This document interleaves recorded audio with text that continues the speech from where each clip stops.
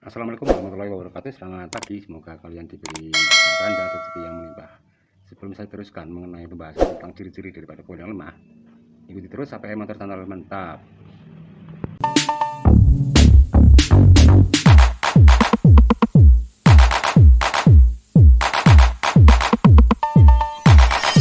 Kali ini APM akan membahas tentang ciri-ciri daripada koil yang lemah. Ini banyak sekali kejadian nanti terjadi di lapangan. Koil itu lemah itu mempunyai beberapa ciri ya. Setiap kendaraan itu kendaraan bermotor khususnya ya, termasuk sepeda motor dan roda 4 itu di dalamnya terdapat banyak sekali komponen. Komponen tersebut saling terhubung antara satu sama lain sehingga motor bisa berjalan dengan baik dan sempurna. Salah satu komponen motor yang sangat penting adalah listrikan yang berfungsi memicu adanya proses pembakaran di ruang bakar. Dalam suatu sistem kelistrikan terdapat beberapa komponen yang saling mendukung. Salah satunya adalah koil ya. Sedangkan koil ini mempunyai fungsi dan tugas untuk meneruskan api yang dihasilkan dari spool magnet ke CDI setelah melalui proses panjang dan diteruskan ke busi sebagai ujung pengapian, sehingga terjadi proses pembakaran menyebabkan motor menjadi hidup gitu ya. Dan apabila koil ini rusak ataupun ini lemah, maka busi tidak bisa mematikan api, sehingga motor tidak bisa dihidupkan karena tidak ada proses daripada pembakaran. Dan setiap komponennya rusak pasti akan menunjukkan suatu gejala ataupun ciri-ciri daripada kerusakan bahwa komponen tersebut telah rusak. Termasuk koil ini juga bisa rusak ya, soalnya ini juga tergantung suatu pemakaian juga. Sebenarnya banyak sekali faktor yang menjadikan koil motor ini menjadi rusak ataupun lemah, tapi dalam pembahasan kali ini saya akan membahas tentang ciri-ciri daripada gejala ataupun tanda-tanda koil ini sudah rusak ya. Itu sebenarnya banyak sekali faktor dan ada beberapa hal ataupun tanda koil yang sering terjadi di lapangan yang sangat mudah sekali dipahami oleh sang pengendara ya. Salah satunya ada beberapa poin yang menjadi ciri-ciri ataupun tanda-tanda koil ini lemah. Satu adalah motor itu akan sulit dihidupkan. Sulit sekali hidupkan bukan berarti motor tidak bisa hidup, tapi dalam hal ini motor akan lebih susah sekali saat dihidupkan walaupun pakai starter tangan ataupun menggunakan engkol kaki atau kickstarter. Yang kedua adalah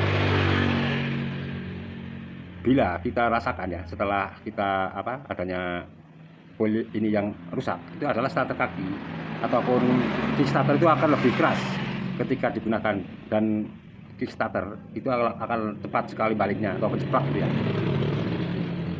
Jeplaknya itu dengan tenaga yang sangat besar serta berat saat diengkol, karena listrik yang dihasilkan itu menjadi lemah bila koil ini sudah rusak. Yang ketiga itu api busi itu berwarna merah kekuningannya. Hal ini karena koil tidak bisa memasok busi dengan sempurna. Pada kondisi normal api busi harusnya itu berwarna biru ya, dengan loncatan api yang jauh dan besar, sehingga mudah hidup. Bila ini sudah rusak, itu akan terjadi adanya loncatan api yang sangat kecil kalau ditambahkan ke pasar bodi ini ya. Api busi ini berwarna merah kekuningan. Hal ini karena koil tidak bisa memasok busi dengan sempurna. Pada kondisi normal api busi itu harusnya berwarna biru dengan loncatan api yang jauh dan besar, sehingga motor bisa hidup. Yang keempat adalah motor akan berbet terus-menerus. Putaran gasnya juga tidak stabil serta nyendat-nyendat, dan motor akan sering mati. Kalau sudah panas, biasanya koil ini kalau yang sudah rusak itu akan didari dengan adanya motor sering mati. Tapi kalau didinginkan itu motor akan kembali hidup lagi seperti itu. Itu berjalan terus menerus sehingga akan mengganggu suatu perjalanan. Setelah panas mati seperti itu. Yang kelima adalah pada kondisi normal jarak koil ya. Jarak lintasan koil ini bila didekatkan ke bodi ini berkisar 2 cm, itu masih menyambar di bagian sini ya, bagian bodi sini. Itu kalau keadaan normal. Tapi kalau koil ini sudah rusak, ini walaupun didekatkan ke bodi sini, ini apinya sangat kecil dan berwarna merah kekuningan. Itu menandakan bahwa koilnya sudah mulai error. Dan yang keenam itu ada motor akan kehilangan tenaga total dan mesin cepat panas. Hal ini karena mesin memaksakan diri untuk bergerak dan memaksimalkan suatu pembakaran yang tidak berjalan semestinya, sehingga panas mesin tidak bisa terkontrol begitu ya. Yang ketujuh adalah mesin tiba-tiba mati saat panas. Ini dikarenakan ketidakmampuan koil untuk membakar BBM yang ada. Yang kedua adalah BBM ini menjadi sangat boros. Ini terjadi karena pengapian kecil dan proses pembakaran terus terjadi. Sehingga BBM tidak terbakar semua. Sehingga BBM mengumpul di ruang bakar dan terbuang percuma lewat knalpot, sehingga menumpuk di ruang bakar, terbuang lewat knalpot seperti itu. Dan motor mati total. Pada kondisi yang sangat parah, motornya tidak bisa dihidupkan sama sekali karena tidak ada pengapian. Pengapiannya sangat kecil berwarna merah seperti itu. Jadi banyak sekali sebenarnya yang namanya gejala daripada koil lemah ini. Tapi yang sering terjadi di lapangan itu memang ada beberapa hal yang sering terjadi. Itu pertama, itu ya saya ulang lagi bahwa motor itu akan sulit dihidupkan. Itu yang pertama ya. Yang kedua adalah kickstarter menjadi keras. Kickstarter menjadi keras dan saat kembali di engkol itu menjadi sangat berat. Yang ketiga adalah adanya warna daripada percikan api ini berwarna kuning kemerahan. Untuk berikutnya motor itu akan berbet terus menerus. Dan yang kelima adalah jarak koil.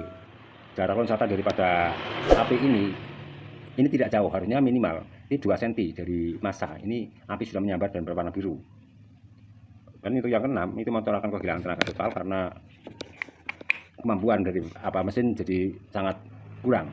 Sedangkan 7 adalah mesin tiba-tiba mati saat panas.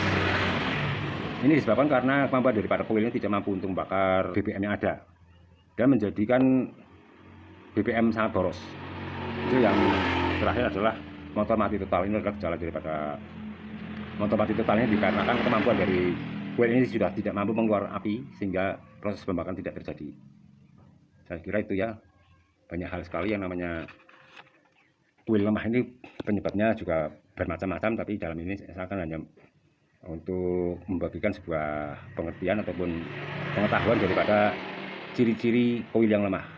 Untuk penyebab daripada koil lemah itu akan saya videokan kembali nanti setelah ada waktu ya. Ada waktu saya akan memvideokan penyebab koil ini lemah. Kok bisa lemah ini, kenapa? Kan pasti ada sebabnya. Sebabnya pasti ada akibat. Nah seperti itu. Jadi ada timbal balik. Ciri-ciri daripada koil yang lemah itu ada beberapa poin yang harus diketahui oleh sang pengendara. Dan ini banyak sekali terjadi di lapangan ataupun di perjalanan. Kejadian yang di lapangan itu sering terjadi seperti apa yang saya sebutkan di atas tadi. Itu adalah kejadian-kejadian yang biasa atau kejadian-kejadian yang biasa terjadi di bengkel. Adanya pengapian yang tidak normal, ada sistem daripada kelistrikan yang tidak normal atau tidak berjalan dengan sempurna. Jadi semuanya harus dipahami ya.